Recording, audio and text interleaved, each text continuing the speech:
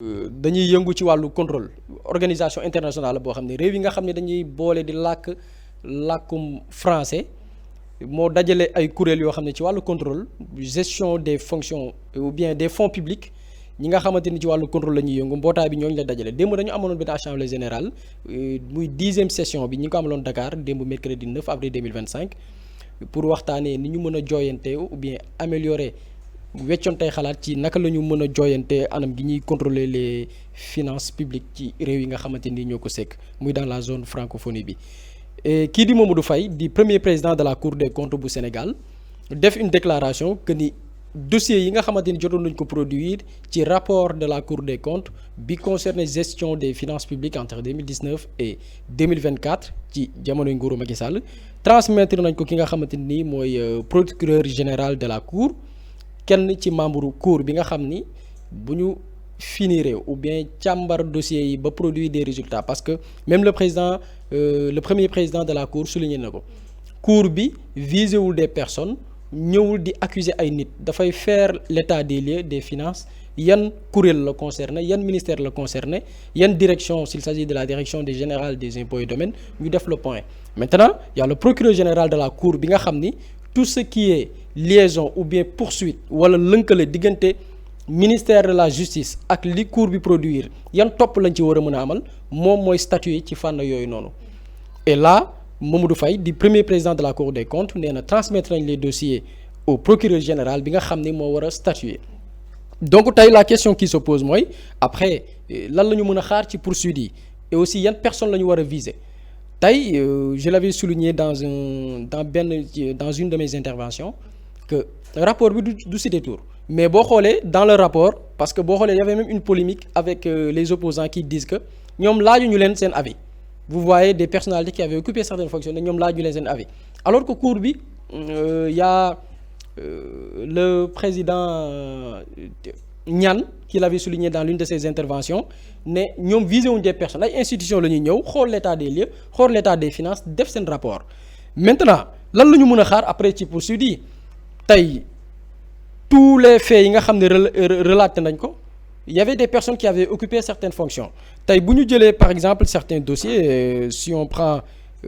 situation des dépenses fiscales parce que rapport bi souligné na ko pour prendre quelques faits par rapport des personnes susceptibles instant yi kenn accusé gu leen kenn waxul ne da leen di duut baaraam mais période bi fay di am ñoom ñoo fa nekkoon occuper des fonctions. Si on prend l'exemple de la situation des dépenses fiscales quand on parle de dépenses fiscales tey on parle de plusieurs milliards des milliers de milliards yoo xam ne état leb na ko ci ay bànqaas yoo xam ni tey amul traçabilité xamuñu fu mu jaar alors que moment boobu noonu Sénégal di lebi xaalis bitim réew amoon na des dépenses fiscales yoo xamante ni mënoon na sax pousser Sénégal mu bañ a leb. On parle de dépenses fiscales xaalis boo xam ne Sénégal waroon na ko recouvrer jëlee ko ci ay entreprises comme ay impôts état baal ko ay sociétés boo jëlee par exemple en 2019 ñu ne état baale na 750 milliards 300 millions yoo xam ne état baale na ko état bu Sénégal jamonoy Macky Sall. 2020 on parle de 846 milliards de dépenses fiscales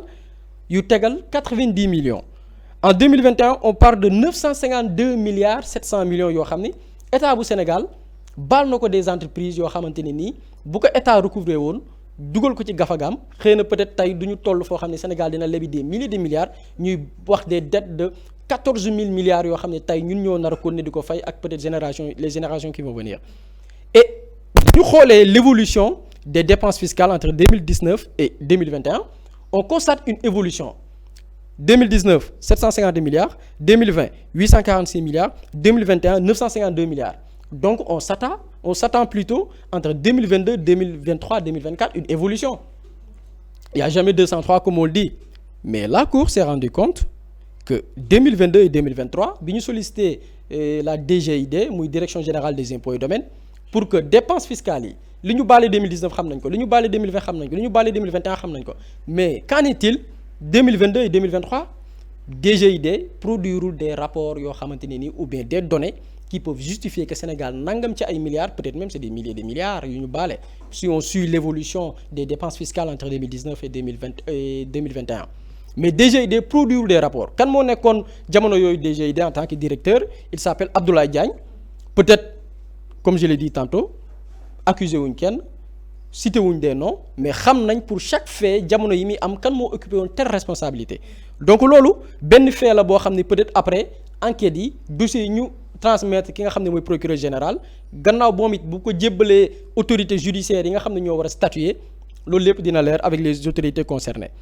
On constate aussi beneen chose, on parle sànq maa ngi wax wàllu dette bor yi nga xam ne Sénégal leb na ko bizarrement Sénégal dafa dem di lebi des milliards alors que moom am na ay milliards yoo xam ne waroon na ko moom gratuitement. Il suffit que nga activer les corps ou bien les directions yu ko war a ceytu muy direction des impôts et domaines Sénégal mën a recouvrer ces milliards. On parle de 900 et quelques milliards en 2022. Au même moment jamono jooju nga xam ne Sénégal mi ngi baale ay bor des milliards yoo xam ne moom moo ko moom mu lew ko doom Sénégal lebi na en 2022 janvier 2022 991 milliards 942 millions pour nee na dépenses yoo xam ne kenn xamul fu mu jaar xaalis boo xam ne boo ci boolee li Sénégal war a fay ci ay intérêt dafay toll ci 105 milliards dette boobu noonu yaa ngi lebi 105 milliards alors que ay entreprises yore na la 900 et quelques milliards ëpp na ko des milliers de milliards boo ci boolee année yi précédé période boobu noonu mais kan moo nekkoon ministère des finances mais il s'appelle Abdoulaye Daouda Diallo moom ci boppam parce que le rapport le dit le ministre chargé des finances a signé au mois de janvier 2022 au nom de l'État du Sénégal avec International Business IB Bank benn dette boo xamante ni nii Sénégal daf ko endossé te li ci gën a graaw dette boobu noonu ñu ngi ko war a fay en décembre 2026 bii di ñëw donc période boobu kan moo nekkoon ministère des finances c'est Abdoulaye Daouda Diallo donc moom aussi peut-être après dina am ay comptes yu muy rendre état bu Sénégal bu ñu yegsee foofu noonu bu ñu ñëwaatee aussi avancé xoolaat d'autres choses parce que on parle dans le rapport de DAT tey boo jëlee ci réew ni muy fonctionner dafa am lu ñuy woowee des dépôts à terme xaalis boo xam ne état da koy verser ou bien denc ko ci ay banques yoo xamante ni c'est des banques commerciales soit pour bàyyi ko fa nëgandiku pour les générations à venir ou bien pourquoi pas le régime qui va venir bu ñu soxlaa xaalis xëy na peut-être mën koo lever xaalis boo xam ne mën nañ ko fa denc ne par exemple dañ koy appal fii ak date sangam. On s'est rendu compte à un moment donné que le ministère de l'économie et des finances dafa bind des lettres génnee xaalis boobu noonu nga xamante ni nii mi ngi woon ci ay banque te état moom ko te versé wuñ ko trésor xaalis bi kenn xamul fu mu jaar c'est le rapport qui parle du samay wax boo xoolee par exemple y a une lettre qui date de mai 2014 boo xam ne mi ngi toll ci 3 milliards yoo xam ni c'est le ministère de l'économie et des finances boo xam ne moo bind une lettre ñu génne xaalis boobu boo xam ne versé wuñ ko trésor public boo xoolee aussi septembre 2014 génnee nañ 12 milliards yoo xamante ni nii ba tey versé wuñ ko trésor public y a un protocole d'accord 1er octobre 2014 boo xamante ni nii mi ngi toll ci 6 milliards 500 millions yoo xam ni déposé wuñ ko trésor public liste bi gudd na c'est-à-dire c'est plusieurs milliards yoo xamante ni nii jëlee nañ ko ci ay banques ñu koy dippee DAT dépôt à terme yoo xamante ni nii état bu Sénégal waroon na ci jot parce que le processus mooy xaalis du génnee noonu doo ko jëlee banque dépassé ko nu mu la neexee y a le trésor public mais xaalis trésor public gisuñu ko tey bu ñu xoolee date boobu noonu 2014 période yooyu noonu 2015 kan moo nekkoon ministère de l'économie et des finances c'est Amadou Ba actuellement mun nañ ko jàppee comme le chef de l'opposition donc mun nañ citer des noms plusieurs personnes yoo xamante ni nii peut-être tey ñi ngi dans l'opposition ou bien ñi ngi woon dans le régime précédent ci moment fait yu grave yoo xamante ni rapport bi cité na ko tey peut-être bu ñu doon def des poursuites ñoom yoon daf leen di woo interpeller leen pour que ñu indi ci ay leeral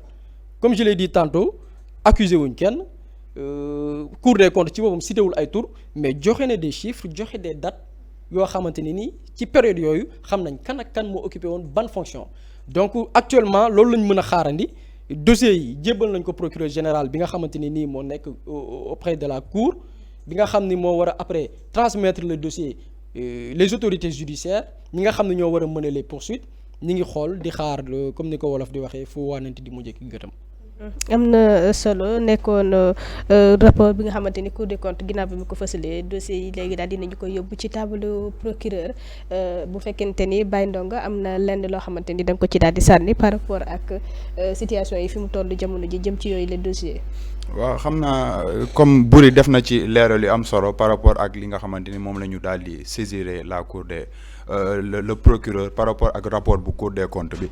donc jàpp naa ni il faudra que ñu xool suite bi nga xamante ni moo daal si am li nga xamante ni mooy dossier bi ndax alali Sénégal la yoo xamante ni sénégalais yi ñoo ko moom ñuy wax ci dette publique boo xamante ni nëbboon nañ ko askanu Sénégal amoon loo xamante ni moom la ñu daal di annoncé ñu dem ba ci biir FMI ak yeneen i kuréel daal di génn def ay déclaration yoo xamante ne déclaration yu officielle la Sénégalais yëpp teg ci seen i ay bët gis nañ li nga xamante ni moo jëm ci wàllum patrimoine bâti ak non bâti de l'État Boury wax na ci li nga xamante ni mooy dette yeeg yeneen ak yeneen mais gis ngay immeuble yoo xamante ni toll ci fukki immeuble yoo xamante ni daanaka dañ ko daal di wanteer ci lu toll ak ay 800 millions de francs CFA te ba léegi kenn xamul alal googu nga xamante ni sénégalais yi ñoo ko moom xamuñu fan la jaar donc Cour des comptes ñu xam ni nekkul bànqaas boo xamante ni moom mën na defal boppam justice il faudra que mu dem ci justice jaarale ko ki nga xamante ni mooy procureur ngir ñu mën a leeral sénégalais yooyu ci xaalis boobu nga xamante ni ñoo ko bokk ci li nga xamante ni nag moom lañ war a xaar par rapport ak la démarche du procureur mooy ñu xool mu ubbi ay dossier nga xamante ni dinañ mën a situer les responsabilités sénégalais yi kat xam ni kat li nga xamante ni moom la ñu doon njort jëm ci détournement de deniers publics jëm ci escroquerie jëm ci faux et usage de faux jëm ci corruption jëm ci népotisme ndax loolu yëpp boo xoolee rapport bi daf ciy ñëwaat waaye tamit il faudra que ñu xam ni yooyu yëpp bu jàllee procureur dina am ay possibilités engagées et poursuites waaye tamit jublu ci li nga xamante ni soit mooy arrestation wala ay garde à vue yoo xamante ni moom mun na ko def yooyu yëpp ay prérogatives am la il faudra que ñoo xam loolu ndax jamono ji sénégalais yi dañoo bëgg justice def liggéeyam justice gérer li mu war a gérer par rapport au dossier ndax kat dafay ay sénégalais yoo xamante ni dañ leen a dénkoon donc jàpp naa ni bu tolloo fii Cour des comptes jot ci li nga xamante ni moom la def comme rapport jébbal ko l'autorité compétente ngir mu mën a jublu ndax jàpp naa ne ak nu mu mënti demee justice mooy mën a leeral yu bare bari soxna Aminata. Ismaïla demande nationale la woon askan bi yëpp di sàkku pour ñu càmbar ñi nga xamante ni dañ leen a dénkoon suñu koppar amaanata ak luubal am ci dafay mel ni ginnaaw liggéeyu Cour des comptes yëf yi daal dinañu koy jébbal li nga xamante ni moom moo di procureur ban gis-gis la ci daal di am. waaw loolu li je pense que ni annonce bi nga xamante ne nii waa Cour des comptes def nañ ko démb c'est une réponse par rapport à beaucoup d'interrogations mooy dañu doon wax naan lan la yoon di xaar pour saisir ci dossiers yi nga xamante ne ni Cour des comptes produire na ko donc bu ñu sukkandikoo ci seen communication xëy na kon ñoom ñu ngi koy door a transmettre procureur te comme transmettre nañ ko procureur nag mën nañu xalaat kon xaarandiku ni dina am ay jéego yoo xam te des na ko ci def parce que li ñu pointé ci ay anomalies ci ay malversation dafa bëri ci ay institutions wax nañ sànq li nga xam te ni Boury lim na ko fii yëpp ci lu jëm ci wàllu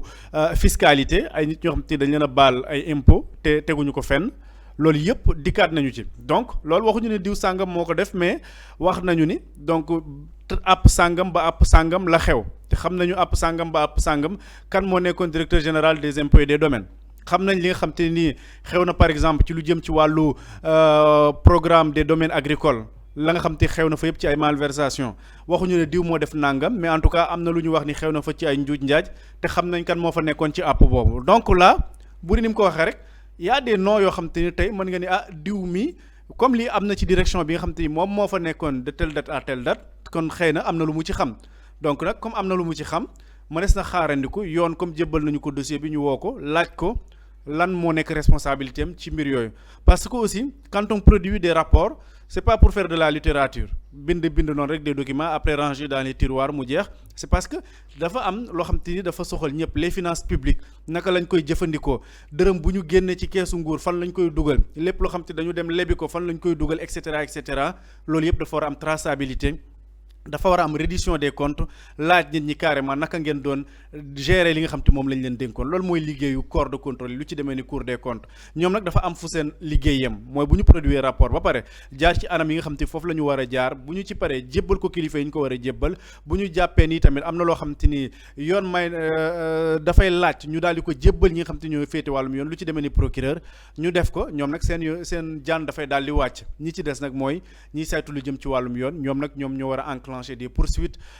jëmale ko ci nit ñi nga xam te ni peut-être géré woon nañu yenn direction yi géré woon nañu yenn institutions yi te ñu tudd leen ci biir rapport yooyu donc li ñuy xaarandiku fi mu toll nii mooy xëy na lay amatut gis nañu nag ñu bëri doon wax naan ay lenteur dafa am na ci rapport yoo xam te daanaka bi gouvernement bi agsee ba léegi ci lañ ko publier woon ba léegi gisaguñu benn jéego boo xam ni am na ci donte am nañ des informations ñuy wax naan am na ñoo xam ne ñu ngi dem di fay ci suuf ou pas mais le peuple a besoin de comprendre lan moo xew exactement ñii tudd nañ leen y a eu des faits yoo xam te faits yu grave la c'est des milliards et des milliards yoo xam te ni baal nañ ko ay nit ci ay impôts ci loo xam te ni ñun xamuñu pourquoi lan mooy les raisons. Sénégal mu ngi leb xaalis dem nañ bay leb ay 45 milliards 50 milliards alors qu'au même moment on vous parle presque de plusieurs centaines de milliards yoo xam te ni baale nañ ko ci wàllum impôt est-ce que loolu yëpp bu ñu ko recouvrer woon dañ toll ci situation bi ñu nekk ni est-ce que dañu soxla di lebi ay 45 milliards pour un état loolu ce n'est rien du tout ça c'est insignifiant ci état di leb ay 45 milliards alors que à côté état baale nga ay centaines de milliards de francs CFA donc c'est le moment maintenant ñu expliquer ñu carrément xaalis bopp li ñu baale lu tax ñu baale ko ñeen ñi xam te ni par exemple tudd naa ko ay agence yoo xamante ni gis nañ directeur général bi defal boppam au-delà de son salaire indemnité 500 000 francs wala indemnité 1 million de francs CFA boo xam te moom moo ko créel boppam ak adjoint loolu yëpp Cour des comptes ci ay rapport dikkaat ci pour quelle raison un directeur peut se permettre ni salaire bi nga xam te moom ngeen may fay damay jël dogal wutalaat sama bopp 500 000 francs CFA wàllum carburant damay wutal sama bopp 1 million de francs CFA indemnité déjà 1 million de 500 000 francs yooyu noonu rek ci wàllum indemnité ñaata salaire la mënoon a financer encore ci yeneen secteur ñaata nit la ñu mënoon a jàppale ci loolu noonu pour ñu créer ci yeneen emploi donc il y a pas mal de choses yoo xam te daf fee xew et puis donc waa Cour des comptes ak yeneen corps de contrôle yëpp seen jaan wàcc na gàcca nga laama lañ leen di wax def nañ li ñu waroon a def yëpp jaarale nañ ko ci anam yi ñu ko war a jaarale maintenant nag yoon moo ci des et les Sénégalais ñu ngi toog di xaar lan moo nar a nekk la suite après